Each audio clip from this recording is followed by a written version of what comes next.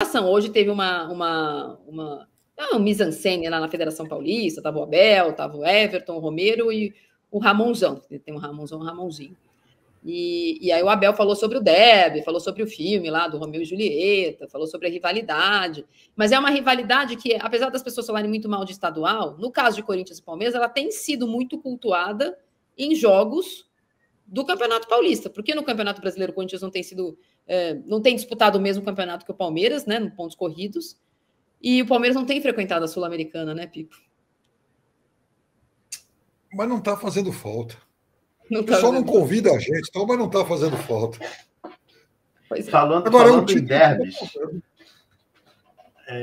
me explica um pouco como é que funciona essa questão das torcidas mistas, ou não, né? Porque aqui no Rio é totalmente diferente da de São Paulo, o que não quer dizer nada, né? Porque no bom português carioquês, a porrada come aqui em todo clássico, entendeu? Não adianta. É trem, é acesso aos estádios, é lamentável demais aqui. No Fla-Flu agora de quarta-feira tiveram uns vídeos assustadores, assim. Realmente eu não sei qual a solução para isso. Acho que não vai acabar nunca, infelizmente. Mas o que vocês acham? Qual a opinião de vocês sobre essa regra no Campeonato Carioca, que aceita a torcida mista, e a regra do Campeonato Paulista que não aceita? Aqui tem porrada mesmo com torcida única, porque aí os caras marcam briga pro metrô, pra avenida não sei onde, pro trem, e o pau come, de vez em quando morre alguém aí, até bem longe do estádio. Acabou sendo assim, uma providência totalmente inócua que atrapalha o futebol, acho que penaliza o torcedor e tira a graça, né? Pô, enfim, eu podia ficar lá, falando, Marília, 3-0, quer dizer, nem isso, né?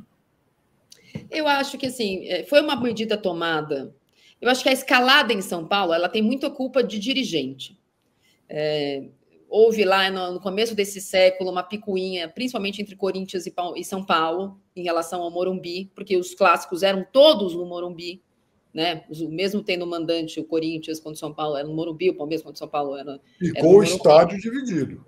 O estádio dividido até o dia em que o Juvenal Juvencio, então presidente do São Paulo, pegou lá uma filigrana do regulamento do Campeonato Brasileiro que falava sobre ser obrigatório dar para o adversário 10% da carga. Aquilo sempre teve muito a ver com o adversário de fora do estado, e não em relação aos rivais daqui. E aí, o que aconteceu? No Corinthians e São Paulo, ele deu 10% da carga para o Corinthians só. E aí, acho que isso foi num primeiro turno. No segundo turno, o Corinthians quis exigir a reciprocidade. Aí o São Paulo falou, então não aluga o estádio. E aí começou uma confusão sobre, então vai mandar no Pacaembu, mas aí no Pacaembu vai ter que dar o tobogã, mas aí no tobogã tem que ter a separação das torcidas, então vai caber muito menos do que caberia os 10%. Bom, aí começou uma troca de problemas, que no caso dos dirigentes, o ápice aqui, o bastidor, é a Copa de 2014, havia se prometido para o São Paulo a sede da Copa de São Paulo, o Ricardo Teixeira para o Juvenal, e no final das contas resolveram fazer um estádio novo e o Corinthians ficou com o estádio da Copa. E isso coincidiu, obviamente, com essa crescente briga e violência de torcida, com essa coisa de pouca torcida. E aí se resolveu, então vamos fazer o seguinte, vamos tirar o sofá da sala. Porque a briga, já aconteceu briga em estádio? Já aconteceu, mas não é onde acontecia. Mesmo em dia de jogo que tinha duas torcidas, não é no estádio que ela acontece.